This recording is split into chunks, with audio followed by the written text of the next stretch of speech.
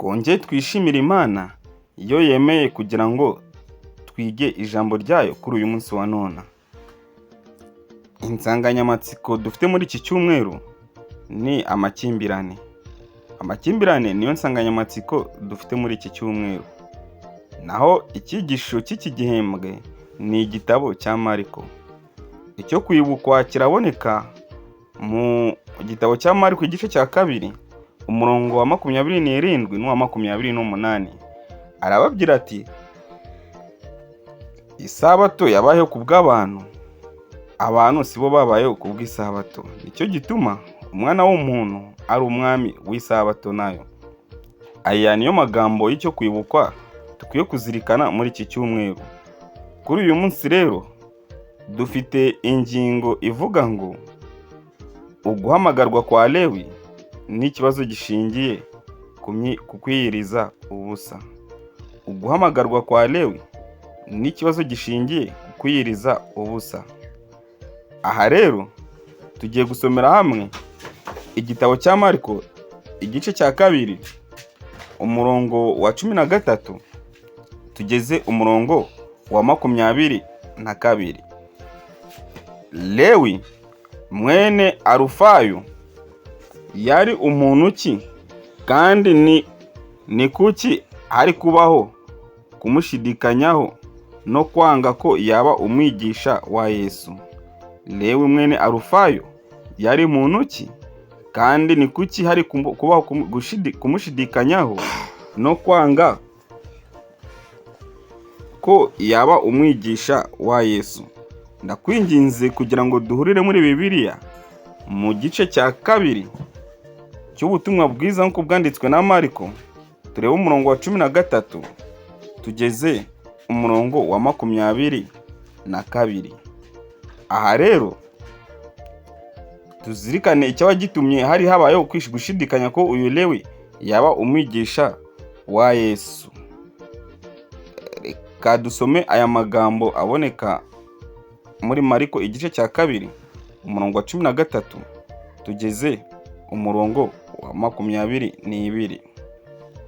Umutwe w'amagambo uravuga ngo Yesu ahamagara Lewi umukoresha w'ikoro. Avayo yongera kunyura iruhande rw'inyanja, abantu bose baza aho ari arabigisha. Nuko akigenda abona Lewi mwene Arufayo yicaye aho yakoresherezaga ikoro. Aramubwira ati, nkurikira. Arahaguruka aramukurikira. Hanyuma ubwo Yesu yari yicaye mu nzu y'uwo bafungura, abakoresha b'ikoro benshi n'abanyabyaha basangira na Yesu n'abigishwa be. Nuko abajyanaga nawe bari benshi. Abanditsi bo mu Bafarisayo babonye asangira n'abanyabyaha n'abakoresha b'ikoro, babwira abigishwa be bati, mbega asangira n'abakoresha b'ikoro n'abanyabyaha? Yesu abyumvise arababwira ati, abazima sibo bifuza umuvuzi, keretse abarwayi. Sinazanywe no guhamagara abakiranutsi, keretse abanyabyaha. Icyo gihe abigishwa ba Yohana n'Abafarisayo biyirizaga ubusa, nuko baraza baramubaza bati, ni iki gituma abigishwa ba Yohana n'abigishwa b'Abafarisayo biyiriza ubusa, nyamara abigishwa bawe ntibiyirize ubusa? Yesu arabasubiza ati, mbese abasangwa bakwiyiriza ubusa kabiri, kumwe n'umukwe? Bakiri kumwe nawe ntiyakwiyiriza ubusa. Ariko iminsi izaza ubwo umukwe azabavanwamo, nibwo bazaherako babone kwiyiriza ubusa. ntawe udoda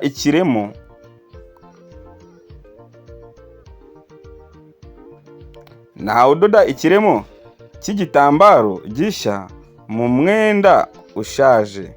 Yagira atyo icyo kiremo gishya cyaca uwo mwenda, umwenge ukarushaho kuba mugari. Kandi nta usuka vino y'umutobe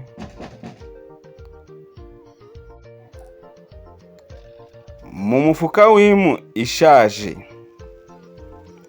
Uwagira atyo, vino yaturitsa iyo mifuka, vino igasandara hasi, imifuka ikononekara. Ahubwo vino y'umutobe isukwa mu mifuka mishya. Nshuti bakundwa, aya niyo magambo Yesu yashubije abantu bibazaga igitumye ari gusangira n'abakoresha b'ikoro ndetse n'abanyabyaha. Aya niyo magambo Kristo yabashubije.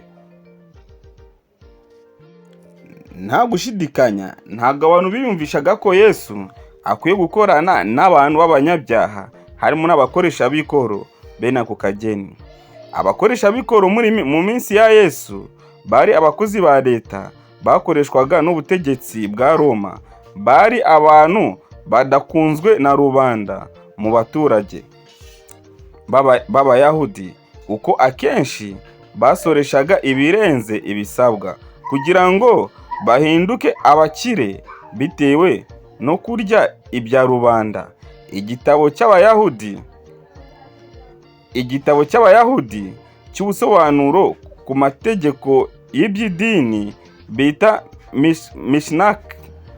Mishnah Tohorafu kiravuga ngo iyo abakoresha b'ikoro binjiraga mu nzu, ibyari birimo byose byabaga byanduye. Nuko rero ntibitangaje kuba abanditsi bibazaga ikibazo kandi mu buryo batiyumvishaga, bakagira bati, mbega asangira n'abakoresha b'ikoro n'abanyabyaha?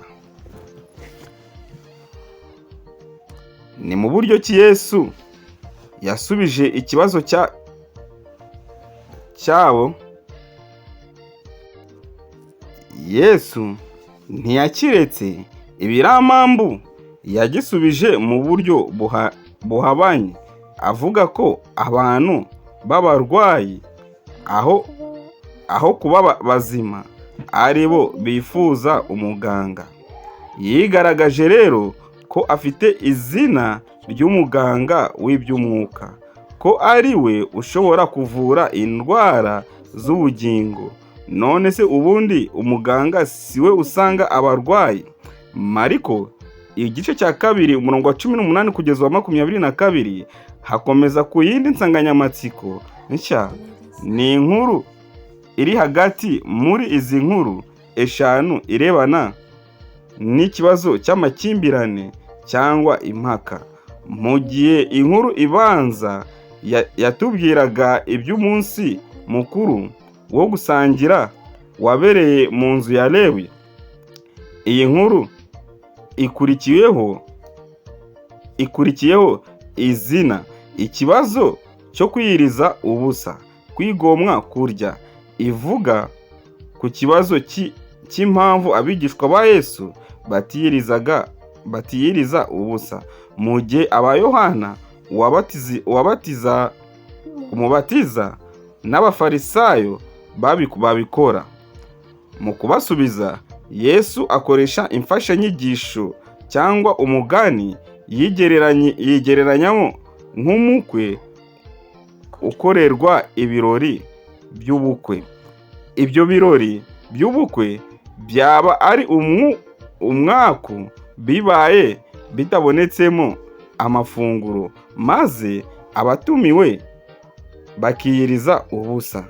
Ariko Yesu ntahanura ngo avuge iby'umunsi umukwe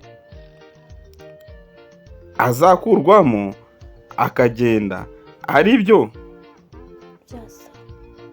aribyo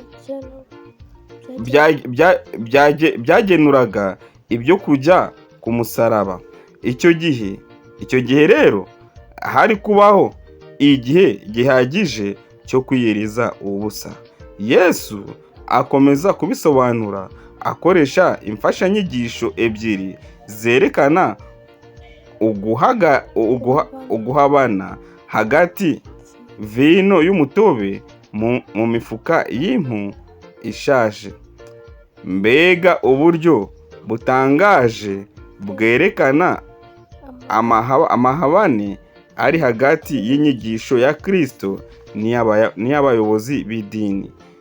Bwerekana rwose uburyo ababigisha bari barangiritse nabi, n'idini ry'ukuri ribasha guhinduka umwijima abantu baramutse batitonze ngo babe maso. Aha rero nshuti mukundwa, Yesu akomeza gusubiza ibibazo by'aba bantu yigaragaje nk'umuganga, kandi yigaragaje nk'umuganga w'iby'umwuka. Rero Kristo ntabwo yazanywe no gukiza abazima, ahubwo yazanywe no gukiza abarwayi. Byari ngombwa ko Kristo rero yegera abanyabyaha kuruta uko yegera abiyita ko ari bazima. Rero umuganga w'ukuri asanga abarwayi kandi akabavura. Kristo rero ni umuganga mu bya mwuka. Niwe muganga ukwiye kudukiza ibyaha byacu. Umunyabyaha wese akwiye kwegera Kristo akamusanganira, maze Kristo akamukozaho ukuboko kwe gukiza, akaba yamukiza ibyaha bye. Kristo rero nk'umukwe nanone, ntago abigishwa ba Yesu bari kwiyiriza ubusa kandi bari kumwe na Kristo. Ariko mu gihe Kristo yari atakiriho, nibwo Yesu yagaragaje ko byari ngombwa ko abigishwa be baziyiriza ubusa. Nshuti bakundwa, natwe muri aka kanya k'uyu munsi wa none dukwiye kwegera Kristo cyane, tugasenga cyane dufite n'ukwizera guhagije. Aha rero muri iki gihe cya none hari abandi bameze nk'abakoresha b'ikoro. Abakoresha b'ikoro rero b'iki gihe dukwiye kubamenya, tukabasanga, tubabwira ibya Yesu. Rero abakoresha b'iki gihe, abameze nk'abakoresha b'ikoro b'iki gihe, nabo dukwiye kubasangisha ubutumwa. Abataramenya ubutumwa bwa Yesu bose dukwiye kubagezaho ubutumwa. Abanyabyaha bose dukwiye kubegera tukabagezaho ubutumwa bwa Kristo. Nahanjye nawe, kugira ngo ubutumwa bwa Kristo tubwamamaze, twitegura kugaruka kwa Yesu, kuko vuba bidatinze agiye kugaruka. Nshuti mukundwa, ikintu cyo ngusabira kuri uyu munsi wa none, nanjye nisabira mu izina rya Yesu. Dusenge Imana. Turongeye turagushimye Uwiteka, tugushimiye kuri Imana ishobora byose, tugushimye kuri umuremyi wacu. Turakwinginze kugira ngo ubane natwe, kandi turakwingize kugira ngo ukomeze uduhe umwete wo kwiga ijambo ryawe.